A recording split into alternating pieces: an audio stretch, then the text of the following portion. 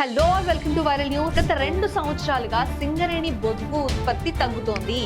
2025-26లో 72 metric టన్నుల లక్ష్యంగా పెట్టుకున్నారు. అయితే ఉత్పత్తి 58 MTకే పరిమితమైపోయి ఉంది.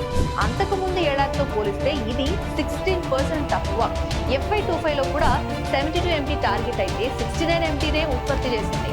భారీ వర్షాలు, మార్కెట్లో గ్రేడ్ బొగ్గుకి డిమాండ్ తగ్గిపోవడం, సంస్థ బొగ్గు ధరలను పెంచడం, ఇవన్నీ అంతేకాదు కొత్త గనుల మంజూరులో కూడా జాప్యం ఉండడం అనేది ఈ ఉత్పత్తి తగ్గడానికి కారణాలుగా తెలుస్తుంది. ఇక కొత్తగూడెం ఏరియాలో 151,000 టన్నులకు గాను 12,500 టన్నులు మాత్రమే, అంటే 8% బొగ్గు ఉత్పత్తి చేశారన్నమాట.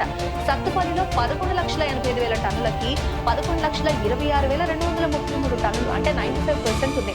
ఇల్లెందు 5,07,000 టన్నులకి 1,52,189 టన్నులు, అంటే 30%.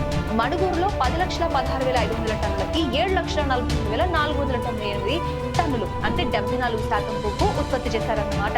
ఈ లెక్కలు చూసి ప్రతి ఒక్కరు షాక్ అవుతున్నారు. నిజంగానే బొగ్గుకి డిమాండ్ తగ్గిందా?